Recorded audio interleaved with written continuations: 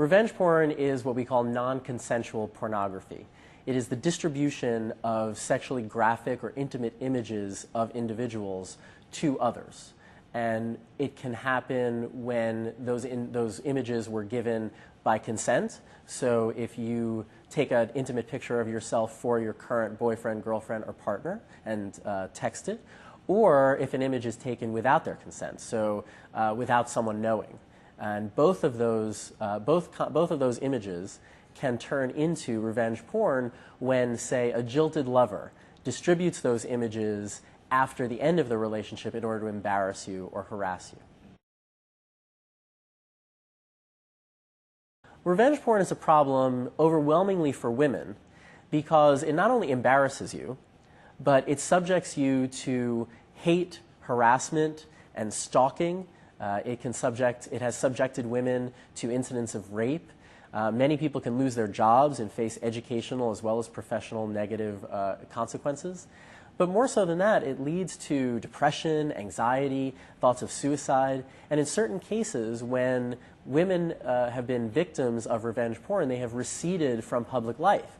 We have incidents of individuals who are victims of revenge porn who used to be famous bloggers, who used to be involved in public life, who, as a result of the hate and harassment that resulted, and embarrassment that resulted from being victims of non-consensual pornography, no longer participate in society online.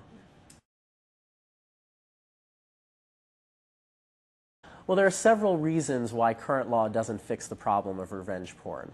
First, in most states, there are no laws that criminalize this behavior. In only 2 states, New Jersey and California, are there laws that specifically address the issue of revenge porn. The law in California is riddled with loopholes. The law in New Jersey is more comprehensive, but still doesn't address the full problem.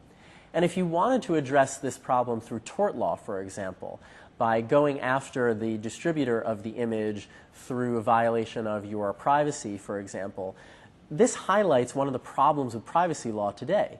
In many cases, the images used in a non-consensual pornography situation are given over to the individual with consent. It's a picture that you take of yourself that you give to your boyfriend or girlfriend as kind of as an exciting image or as an object of sexual attraction.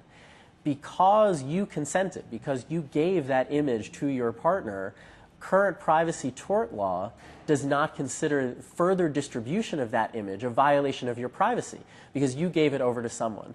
In the legal jargon, you assumed the risk that the image would be further distributed. However, that highlights the problem with how most courts and most jurisdictions today view the law of privacy. In many cases, you just gave that image with the expectation that it would be kept secret because the relationship you had with your then boyfriend, girlfriend, or partner was a relationship of trust. You did not assume the risk that he or she would distribute it further because you loved him. In fact, an image like that is just the modern-day version of a love letter, which we do not normally expect will be further distributed. But today's law does treat it that way. We need criminal laws at both the state and federal level to deal with the issue of revenge porn. So we need federal criminal laws because sometimes the images can be transferred or distributed across state lines. But while some people might argue that we could address this issue through tort law or even through copyright law, the problem with that is that it lacks the expressive value that attendant to a criminal law. And what I mean by that is that if you use what may seem like a draconian response of a criminal statute, it tells the public, it creates a social norm that this kind of behavior is simply wrong, that we do not condone it, that it's bad. And without a criminal law, people may go on to think that this is just okay.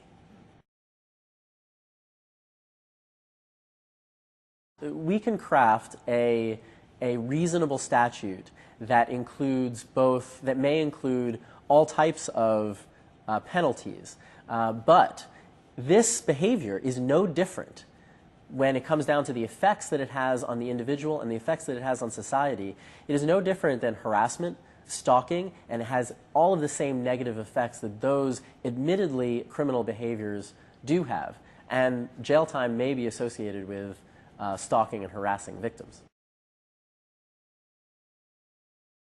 I respectfully disagree with anyone who says that a law criminalizing revenge porn violates the First Amendment. No one can argue that consuming and distributing sexually graphic images of others without their consent is constitutionally protected activity.